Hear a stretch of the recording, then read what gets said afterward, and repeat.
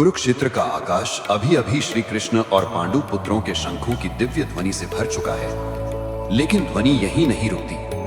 अब पूरा धर्म पक्ष अपनी अपनी प्रतिज्ञा की आवाज उठाता है। काश्यश्च परमेश्वासः शिखंडी च महारथः धृष्टद्युम्नो विराटश्च सात्यकिश्च पराजितः द्रुपदो द्रौपदेयाश्च सर्वशः पृथिवीपते सौभद्रश्च महाबाहुः शंखान् दद्मुः पृथक् पृथक् सघोषोधार्तराष्ट्राणां हृदयान् व्यदारयत् नभश्च पृथिवीं चैव तुमुलोऽभ्यनुनादयन्।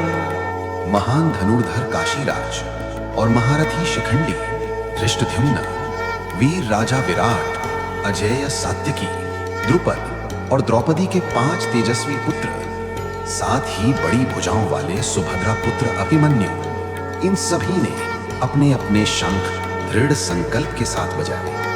उनका ये प्रचंड घोष केवल धरती और आकाश को ही नहीं, धृतराष्ट्र पुत्रों और उनके पक्ष वालों के हृदयों के भीतर तक पहुंचकर उन्हें चीर देता है।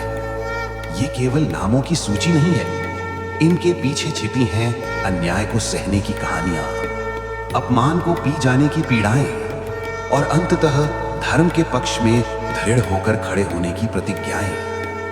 और जब ये सब अपने शंख फूंकते हैं तो ध्वनियां भले अलग अलग हों, पर संदेश एक ही है, हम धर्म के लिए खड़े हैं। ये दृश्य केवल युद्ध भूमि का नहीं है, ये हमारे भीतरी युद्ध का भी प्रतीक है। एक ओर हमारी कमजोरियां, भय, लोभ, अहंकार, जो कौरव पक्ष की तरह बाहरी तौर पे बड़े दिखाई देते हैं पर भीतर से असुरक्षित होते हैं, और दूसरी ओर हमारी सच्चाई, हमारा स्वाभिमान, हमारा धर्म, हमारी ईमानदारी, जो संख्या में भले कम हो, लेकिन जब वे जागते हैं तो उनकी ध्वनि पूरे अस्तित्व को हिला देती है।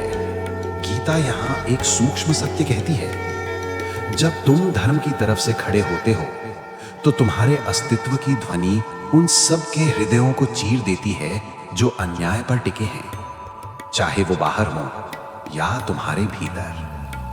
और यही है गीता का संदेश। धर्म के पक्ष में स्पष्ट होकर खड़े हो जाओ, फिर तुम्हारी ध्वनि अपने आप रास्ता बना लेती है। शुभम भवतु। Echoes of Aranya, wisdom for daily life.